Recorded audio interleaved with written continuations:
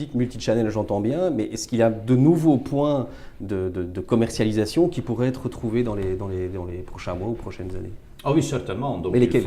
il faut vraiment aller là où le consommateur se trouve. Donc pour nous, les librairies, il reste des partenaires incroyablement de grande importance, hein, parce que ne le sous-estimons pas, ce sont nos meilleurs vendeurs, ils connaissent les produits le mieux, etc., etc. Mais quand je regarde la présence des Belges dans le retail, où est-ce qu'ils passent réellement, dans quel type de retail est-ce qu'ils passent, ben c'est là où il faut que nous sommes présents. Et donc on a quelques idées là-dessus qu'on va annoncer d'ailleurs dans les semaines et les mois à venir. Donc je ne peux pas dire grand-chose, mais le but est vraiment de donner quelques éléments. Où est-ce que vous n'êtes pas aujourd'hui? Vous dites, bon, ça, il faut quand même qu'on y réfléchisse sérieusement, quoi. Regardons par exemple les bars tabac en France, ce qui est quand même pour la Française des Jeux incroyablement important. Je suis un peu jaloux de ce phénomène, hein? Donc les gens ils lisent leur journal. Vous allez plaider pour des bars à tabac en Belgique?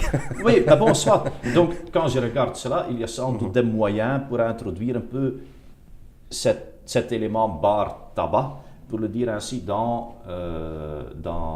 notre secteur. Que dans certains cafés ou... Donc dans certains cafés, où nos concurrents sont d'ailleurs fort présents aussi avec des machines, avec des bingo ou des slot machines ou de n'importe quoi. Il est un peu bizarre que nous sommes tellement non présents, hein, pour le dire ainsi. Donc là, il y a certainement un défi.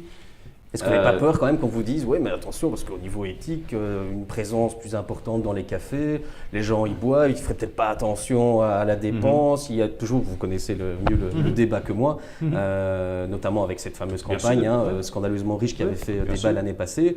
Vous êtes toujours... Est-ce que vous n'avez pas peur là qu'on vous dise, vous êtes fou Mais je pense que c'est pour cette raison-là que stratégiquement, comme Loterie Nationale, on est allé vers une stratégie qui dit clairement, écoutez bien, on va continuer à se concentrer sur des jeux loterie. C'est-à-dire des jeux loterie, je dépense un peu d'argent en poche, pour le dire ainsi. Nos joueurs, ils jouent en moyenne pour 5 € ou 6 €. Par semaine donc Non, par mise, mais donc pour la plupart, c'est en effet par semaine. Et donc c'est un peu un produit, les produits loterie, pour le dire ainsi, sont un peu par nature éthiques, non dangereux, non addictif. Il y a une période qui est assez longue entre je fais mes mises, je connais les résultats, je le fais en transparence. Donc notre but n'est pas d'être présent, par exemple, dans des cafés comme les bingos sont présents dans les cafés, c'est-à-dire dans l'ombre, à côté des toilettes, quoi. Les joueurs qui ne veulent pas être dérangés, non, nos joueurs, ils peuvent se faire ça en toute transparence, il y a un contrôle social, ils n'ont pas peur de dire qu'ils jouent au loto, c'est un petit mise, c'est non addictif, etc. Et une fois qu'on a opté pour, ok, on va continuer à investir dans nos jeux loterie, et c'est-à-dire pas dans des jeux nécessairement casino, pas dans des jeux casino online, pas dans des jeux beaucoup plus addictifs que la loterie.